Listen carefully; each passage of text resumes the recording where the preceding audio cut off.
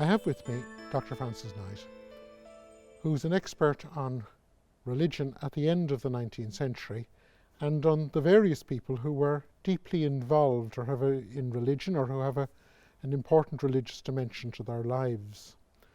One of those people is Oscar Wilde. Oscar Wilde, famous as the playwright, famous as the wit, famous for the trial and Reading jail and then dying in Paris. The religious dimension. Yeah, as you say, he does have an interesting religious dimension, but he's also, of course, a very, very big figure. It's always interesting to do a bit of name recognition with students and ask them if they've heard of an individual. And I often find that I ask them about individuals and I get no name recognition at all. No one at the beginning of the lecture, at least, has heard. But if you ask students whether they've heard Oscar Wilde, then all the hands will go up. And I believe I'm right in saying that of people who've written in English, no one has had more written about them than Oscar Wilde, besides Shakespeare. So okay. William Shakespeare has had a lot written, and Oscar Wilde has had the second largest written. So we've got a very significant figure who, of course, has had a fantastic afterlife. In terms of becoming more famous and more celebrated, I suppose, since the 1960s. So his religious background, well, he is born in Dublin to a Protestant family. He's baptised as into the Church of Ireland, so he's baptised a Protestant baptism, therefore. As a baby, comes from quite a clerical family. He has several uncles who are Church of Ireland clergymen. His mother is an interesting character and clearly has some Roman Catholic sympathies, because when she's on holiday with the young Oscar, she goes and has him baptised by a Roman Catholic priest. So he gets two. He's actually baptised twice. Yeah. So, interesting. So he is obviously living. I mean, he's born in the 1850s, so he's living in post-famine, but obviously prosperous middle class Dublin. Goes off to quite a strongly Protestant boarding school, where he would have been encouraged to identify as an English gentleman, I suspect, and to kind of lose a lot of his Irishness, although he did know the Irish language a bit.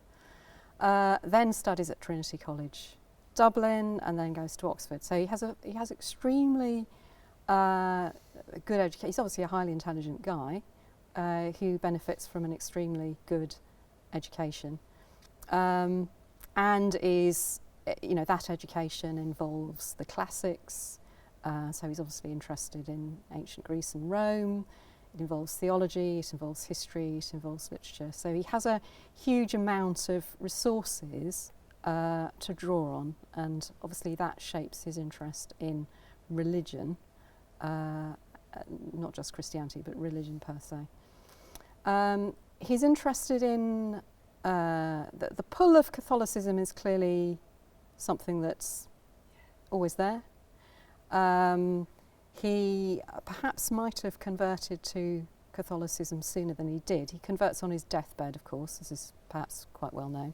He might have done it sooner had his father not threatened to cut him out of his will if he did so, which is obviously one disincentive. He got quite close to it in the 1870s, but famously sent a bunch of lilies in place of himself on the day when he'd been due to be received.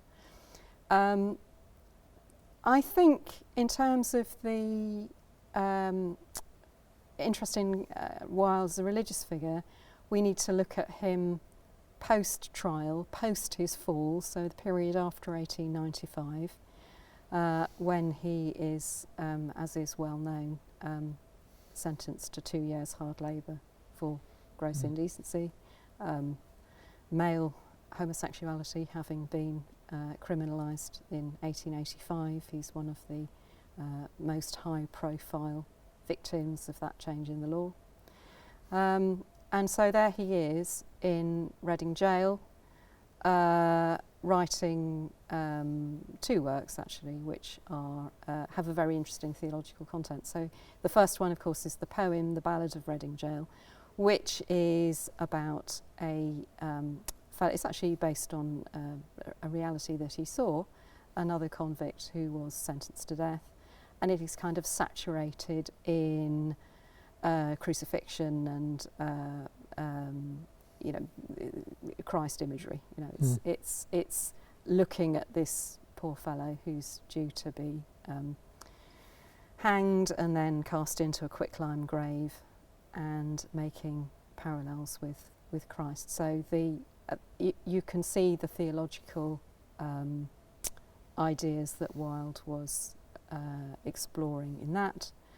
And then the other work, De Profundis, which he writes also while he's in jail, which explores a whole variety of things, but he becomes interested in Christ as a work of art, as a religious artifact.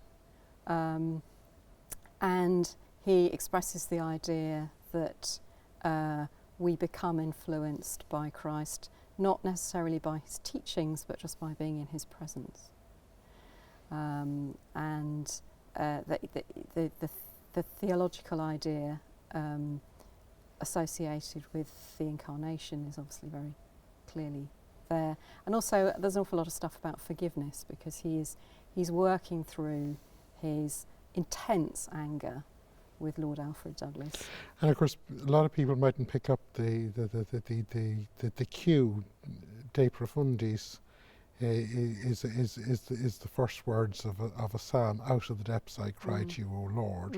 So there is it's one of the penitential psalms. So it's in a Christian tradition, which you would have picked up just from the titles in a Bible.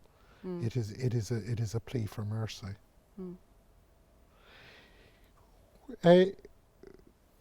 You make this I love the image of you hearing him, having arranged to become a Catholic, and then he sends a bunch of lilies. What is the lure? Well, that's an interesting question, isn't it? What is the lure of the Catholic Church? I think it's an institution that is seen as metaphysical. It's something with a very long and complex history. It's an institution that claims to work miracles. It's very elaborate. It's very aesthetic.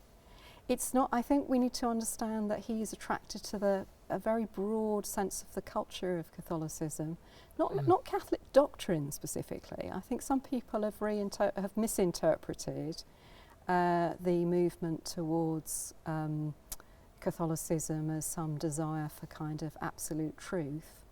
I think that's the wrong way of seeing it. I think it's a different world, and also, of course, it's a world that is much more accommodating to people who don't want to get married, or obviously Wilde was married, but he was also gay, clearly. So it's more accommodating to people who are homosexual, obviously. So it's interesting, because we in the 20th century we've become used to the distinction between belonging and believing. But whereas that's a commonplace among people who study religion today, in the 19th century, religion is seen very much in terms of signing up to sets of propositions. And if you look at sort of official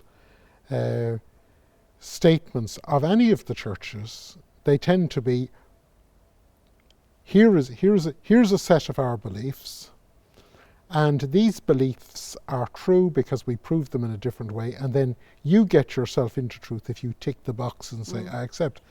But actually, what you're suggesting is that Oscar Wilde is approaching Catholicism in a far more, in categories that we would recognize far more in terms of belonging. It's about culture, it's about finding space for oneself, it's about finding out it's identity religion rather than doctrine. Absolutely, yeah. Now I think that's one of the ways in which we fundamentally misunderstood late 19th century religion, is to think that it's doctrinally driven. An awful lot of it isn't. It's about creating a religious culture. In terms of creating the religious culture, does that have another effect on Wilde, that it is actually legitimate to start seeing this religious interest as a theme in his works? Yes, I mean he did write a lot, and people have actually written monographs on Wilde's religion. So this is an area which is emerging, I think, is the current scholarly term. So yes. Francis, Wilde, as you say, is a terribly well-known figure, but I think this is a less well-known aspect, and certainly the way he approaches religion is something that is very much part of modernity. And thank you for opening up the topic for us. Thank you. It's a pleasure.